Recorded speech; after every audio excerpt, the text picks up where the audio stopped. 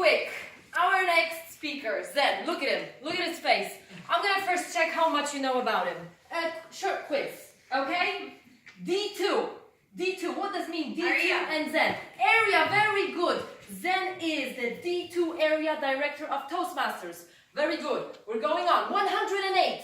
108 and Zen. District. It's the district that Zen belongs to and all of us in Toastmasters.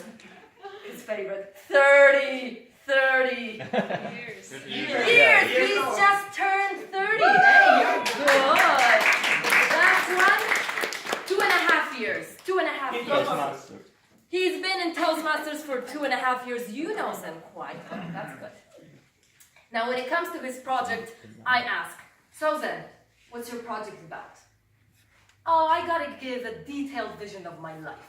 And I go like, whoa! Like Greek philosophers have been trying that for, years and years and actually, centuries, and they didn't figure it out. But Zen will figure his vision of life out in 5 to 7 minutes. That's his task for today. And he can choose any style he wants to. It can be humorous, informative, whichever. It just can't be a report, like, raw report. We don't want that. So he's going to explain what's his vision of life, and you check out if you understand it. Big round of applause for Zen Ul Abidin in his speech. Here lies someone who gave his all.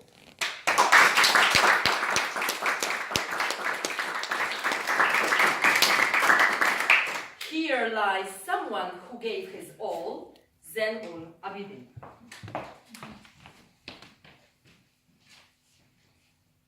Today is 30th of January 2019. We need to go a bit in future. Thankfully, I have a time machine. All you need to do is close your eyes. Everyone close your eyes. Everyone.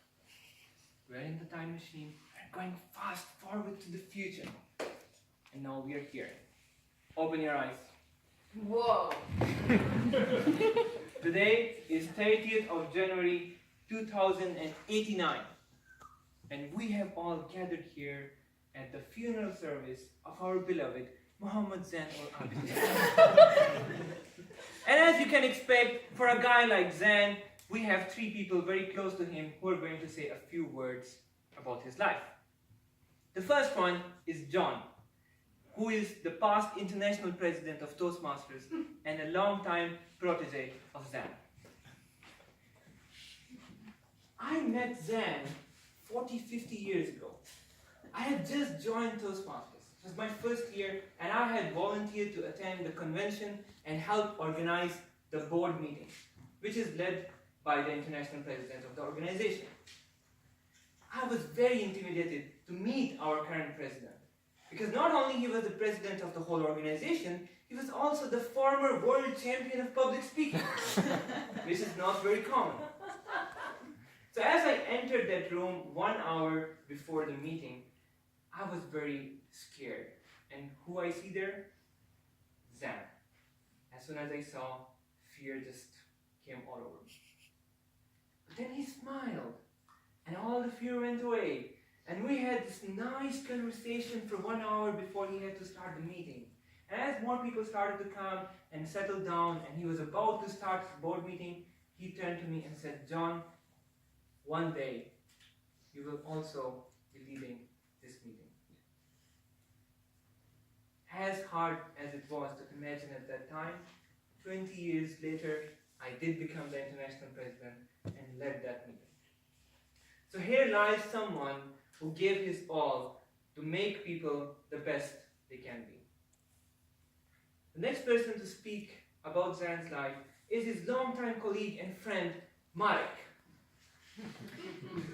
I met Zan when he was just a product manager in an international company. We used to work.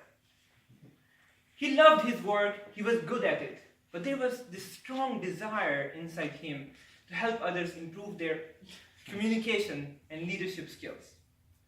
So one day he came to me and said, "Marek, we must start a training company." And I knew I had to say yes. And that was the best decision I made in life, because it was a roller coaster ride.